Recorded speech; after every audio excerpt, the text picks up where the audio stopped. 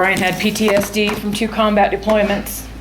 He was witty, had a great sense of humor, loved the outdoors. He was Mr. Fix-It for his family, whether it was construction or building science projects or just keeping everybody's cars on the road. He loved dogs and kids. We were together 13 years, married for 10. It's been a year since we lost him, actually 14 months. And this is my letter to him. Brian, the last text I got from you was goodbye, Bonnie. Take care of Evan for me. I was instantly dizzy and sick. I was at work and I was the only one nurse there and I couldn't leave. I called the cops to go to the house and do a welfare check, and I waited with my heart in my stomach. They called back and said your truck was in the drive, but you wouldn't come to the door. They couldn't go in the house. They couldn't go in with my permission because of the dogs. As soon as I could leave work, an officer met me at the house. On the arm of the chair, or the couch, was a pile. Cell phone, cigarettes, lighter, and car keys. The things you never went anywhere without. I knew, but I was still hopeful. And the officer gave me the look of this doesn't look good. He and another officer searched the house and garages, walked the perimeters of our 5 acres. They assured me that they would keep coming by and try to establish contact with you. I had to return to work until another nurse got there. I called your brother. When I got home, your brother and friends were outside with flashlights. I was inside telling someone what was going on, and one of our friends came in breathless and said they found him. I think I asked, "Is he?" And I could tell by the look on her face you were gone. I'm grateful I didn't have to find your body. Your best friend did. He found you in a trash-filled, abandoned camper on our neighbor's property. I'm sure you did that as a kindness to us, so we wouldn't have to clean up the mess. I never saw your body, and then you were cremated. You were just gone. Like aliens who just came and beamed you off the earth. I made my nephew come with me to see where it happened because I had to make it real to myself. I only remember bits and pieces of your funeral. I remember thinking this is not my life, our life. Any minute you'll wake up and be lying next to me to comfort me back to sleep, but it was true. You are no longer here. Your funeral was the last time I've seen your best friend. Coming out to the house is too painful for him, and I understand. I have to pass the spot every time I go down the driveway. I try not to think about the thought of that is where he left us, but it inevitably creeps in my mind. A couple days after you died, I stood there at the coffee pot trying to figure out why I was going to fix coffee to start my day when I didn't want any day to start without you. Our daily ritual of stumbling and grumbling to the kitchen, leaning into each other while we waited for it to brew, not speaking until we had had at least half a mug in.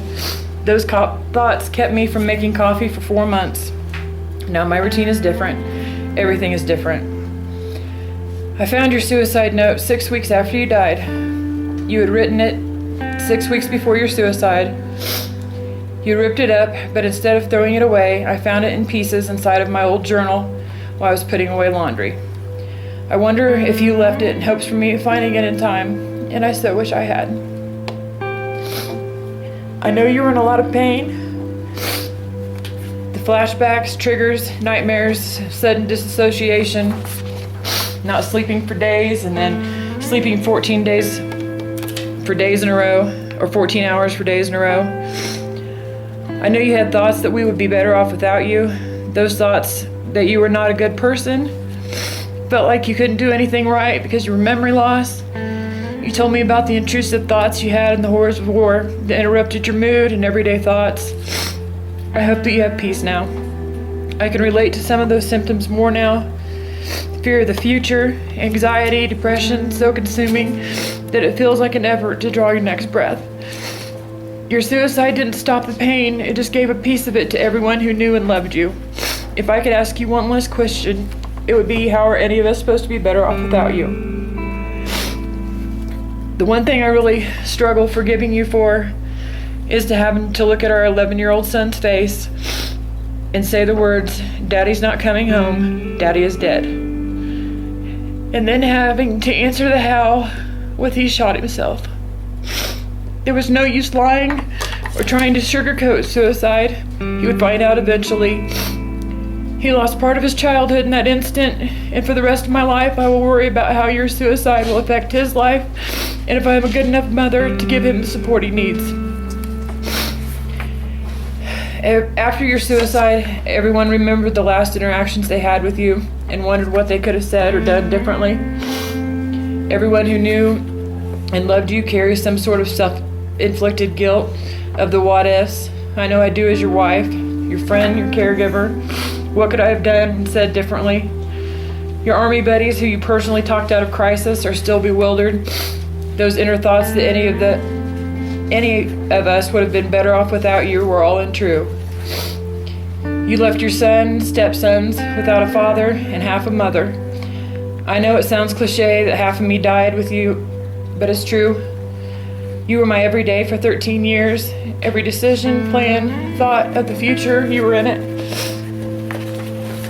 The other person who held the other half of our shared memories and inside jokes of all these years is just gone. So whatever memories my mind can't recall now are just lost forever. I can't look at our photos yet. I have the photos that were framed for your memorial service hung up for the boys, but I purposely avoid looking in that direction.